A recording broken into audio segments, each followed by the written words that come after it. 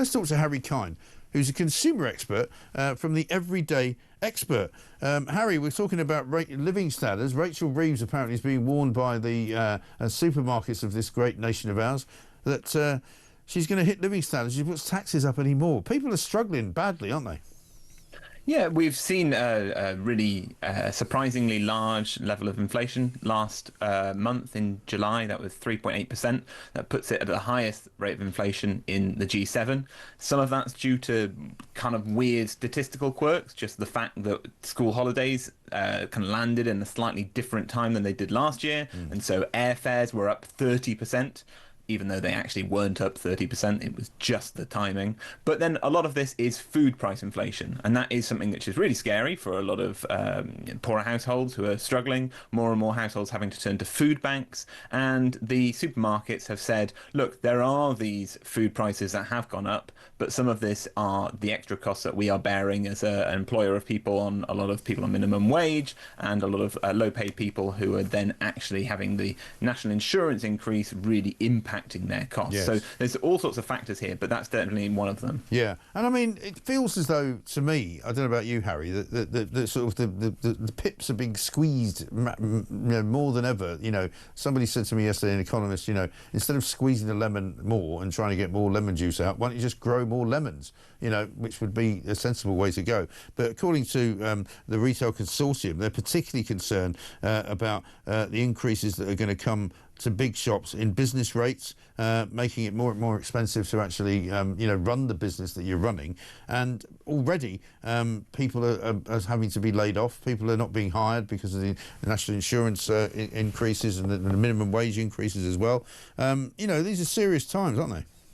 Yeah, and I push back a little bit on the British Retail Consortium there, because these increase in the business rates for the larger stores are essentially just to pay for the freeze on business rates and the relief from business rates for the smaller stores. And the British Retail Consortium represents the larger stores. So we do have this kind of situation where there is a bit of a balancing act going on there. I'm sure there's some small businesses who are very pleased with the small business relief, and basically this is a way of paying for that in the long term. Now, this could have been paid for in a different way by raising taxes elsewhere, cutting spending elsewhere, but there's a certain kind of logic to it that a massive Tesco Express or an Asda is paying a slightly higher business rate in order to subsidise smaller shops. That said, there are millions of people who are employed in those larger shops who may well, have their jobs slightly at risk. And then ultimately, the higher costs of things like the national minimum wage going up, those do get passed on to us as consumers.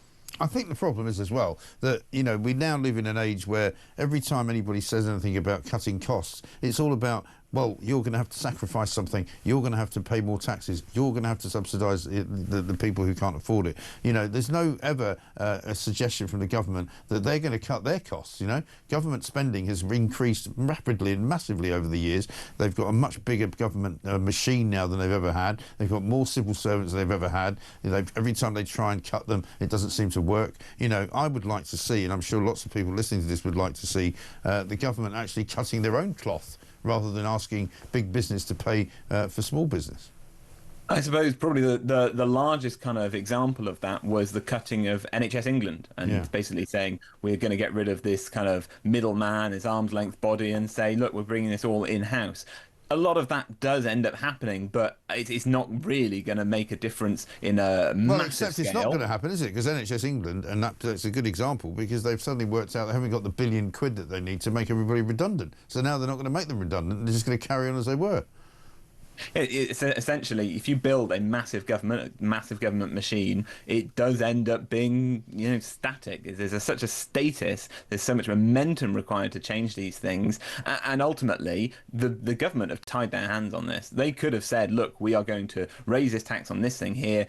But instead they said no VAT, no income tax, no changes there. And so actually they are really fiddling around in the edges, why we see this kind of change in the national insurance rate, and why we're looking at things like changing property taxes in a way to try and raise money that doesn't involve the income tax. Yeah, and a big problem for Rachel Reeves, of course, is inflation. A big piece on the front page of the FT today points out that our inflation is now so much higher, and they're always going on about how, you know, our economy is performing so much better than everybody else's in the G7. But actually, when you look at inflation rates in the Eurozone, for example, pretty much holding steady in most of the countries of the Eurozone at 2%. So we're nearly double that. Yeah, I mean, looking at France, they're even at 0.9% last month. So there's something happening there that we're not following. And so what's that all about then? How are they keeping their inflation so low?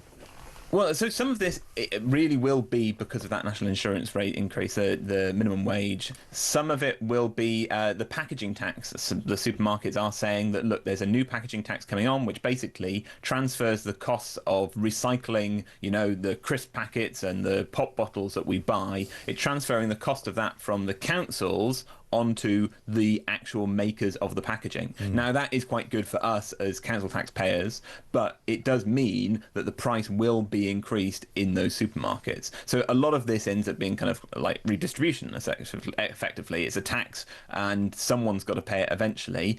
It does put incentives in the right place. Now, you've also got just things like chocolate, right? Chocolate, we had the highest spike in the prices of cocoa in the history of the chocolate machine at the beginning of January. We've had inflation in cocoa and chocolate products going up by 17, 18% in just a year. So you have these massive increases on just general foodstuffs, and that's down to things like weather. So whether though that can explain the differences between our inflation and France and Germany is another thing. And then that because I mean, is chocolate more expensive? Is chocolate more expensive in France than it is here? Is it cheaper than it is here? I mean, I don't know. And then the services as well. So well, if you strip away all of these kind of small items, you know, the weird quirks of airfares, of particular foodstuffs, of milk, for example, petrol costs, and you get down to core inflation and services inflation, that's what economists are really worried about, because those are a lot higher than was expected. And while we might see in August some of these kind of big ticket items disappear, that core inflation being higher than it should be is going to worry people. And the Bank of England now is almost, you know, it's almost impossible that they lower interest rates any further. So for people who are hoping to remortgage their houses and get a better deal, they're not going to get quite the great deal that they would have hoped at the beginning of this year. Yeah, no, indeed. Well, property is another problem, which is apparently Rachel Reeves appears to have killed off altogether as far as the property market goes. Harry Kine, thank you very much indeed, consumer expert at the Everyday Expert. I mean, the problem for all of us is that everything seems to be going up. According to the piece in the Times, food prices will rise further this year as a result, driving up household bills just as winter energy costs kick in. This is a letter that's been written by the Retail Consortium. We have done everything we can to shield our customers from the worst inflationary pressures, but as they persist, it is becoming more and more challenging for us to absorb the cost pressures we face. Food prices, which have begun to ease, are now once again climbing. And, you know, you and I have this conversation on a regular basis. You know very well, as I do, that everything is going up in price. So there's no question that it's down at 4% or 3.8%. It's far higher than that. Every time you go to the supermarket, whatever it is that you're buying has gone up in price again. Mel Stride put this video out yesterday about employers' national insurance and how it's wrecking the economy. So this is a recent payslip. Yeah. And you can see the increases here. And here, Spencer, is your problem, because this is the national insurance, the employer's national insurance. That's the bit that's rocketing up. And it's just making it so expensive to employ people. Yeah, it's very difficult. I mean, this isn't a payslip. It's the difference between a business surviving or going under. Yeah, I mean, I spoke to people, friends of mine who run businesses, and some of them employ several hundred people. Many of them have said to me, my prices have gone up, the cost of running the business has gone up by £100,000 or maybe £200,000 a year. And that's not sustainable. People can't afford to pay that. It's absolutely ridiculous.